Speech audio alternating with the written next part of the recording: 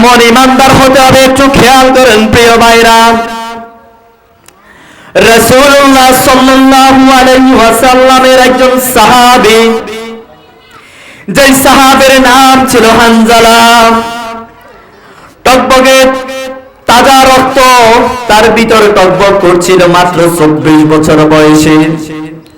হযরতে হানজালা রাদিয়াল্লাহু তাআলা আনহু উনি বিবাহর যেদিন করছিলেন, বিবাহর রাত্রিতে রাতের 2টা বাজে খবর আসলো যে উহুদের যুদ্ধ শুরু হয়ে গেছে। সেইখানে মনে হয় রাসূলুল্লাহ সাল্লাল্লাহু আলাইহি ওয়াসাল্লাম আর নাই। এমন খবর শোনার পরে হযরতে হানজালা রাদিয়াল্লাহু তাআলা আনহু কিঞ্চিত পরিমাণ দেরি করেন নাই।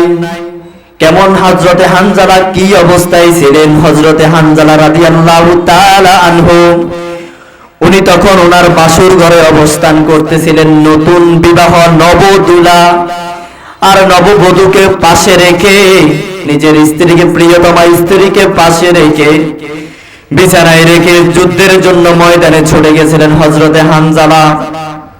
কেমন ইমানের মর্যাদা ছিল হযরতে হানজালা রাদিয়াল্লাহু তাআলা আনহু যখন উহুদের ময়দানে উহুদের যুদ্ধে শহীদ হয়ে গিয়েছিলেন। আল্লাহু আকবার, আল্লাহু আকবার। ওই যুদ্ধের ময়দানে 70 জন সাহাবী শহীদ হয়ে যান। আর 70 জন সাহাবীদের মধ্যে 68 জন সাহাবীদের লাশ আল্লাহর রাসূল সাল্লাল্লাহু আলাইহি ওয়াসাল্লাম পান। সেইখান থেকে 2 জনের লাশ খুঁজে পাওয়া যাচ্ছিল না। সেই 2 জনের মধ্যে একজন ছিলেন রাসূলুল্লাহ সাল্লাল্লাহু আলাইহি ওয়াসাল্লামের চাচা হানজালা রাদিয়াল্লাহু তাআলা আনহু। আরেকজন ছিলেন হযরতে হানজালা রাদিয়াল্লাহু তাআলা আনহু।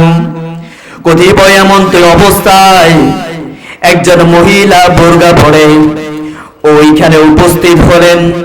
যখন হাঁটা চলা শুরু করতে লাগলেন, নবীজি সাল্লাল্লাহু আলাইহি সাল্লাম তাকে চিনতে পারলেন না।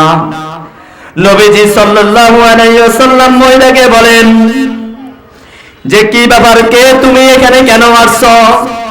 মহিলা ডাক দিয়া বলে, ইয়া রাসূলুল্লাহ, ইয়া হাবিবাল্লাহ,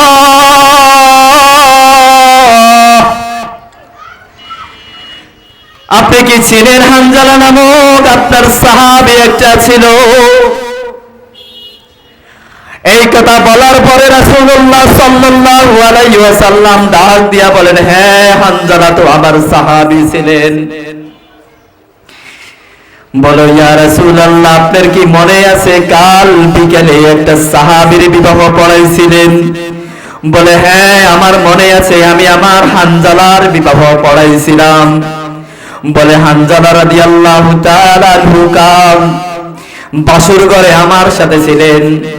যখন খবর আসলেন উহুদের ময়দানে যুদ্ধ শুরু হয়ে গেলেন, হানজালা রাদিয়াল্লাহু তাআলা আনহু আর একটা সেকেন্ড দেরি করলেন না। হানজালা সাথে সাথে ঘর থেকে বের হয়ে গেলেন। বের হওয়ার সময় আমি লজ্জায় হানজালাকে বলতে পারি নাই, হানজালার গোসল ফরজ অবস্থায় ছিল।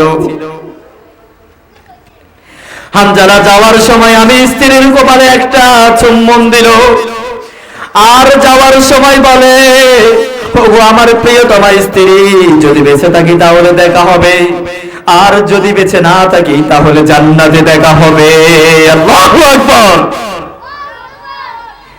এই কথা বলার পরে রাসূলুল্লাহ সাল্লাল্লাহু আলাইহি ওয়াসাল্লাম সমস্ত সাহাবীদেরকে বললেন, ও আমার সাহাবীরা,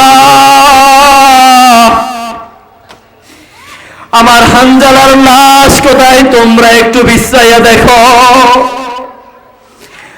আল্লাহর রাসূল সাল্লাল্লাহু আলাইহি ওয়াসাল্লাম যখন হানজালাকে এই কথা বলতে থাকলেন, রাসূলুল্লাহ সাল্লাল্লাহু আলাইহি ওয়াসাল্লামের চোখ থেকে পানি পড়তে লাগলেন। আল্লাহর রাসূলকে যখন আল্লাহর রাসূল হানজালার লাশ বিছাচ্ছিলেন, সাহাবীদের মাধ্যমে হানজালার লাশ খুঁজে পাওয়া যাচ্ছিল না।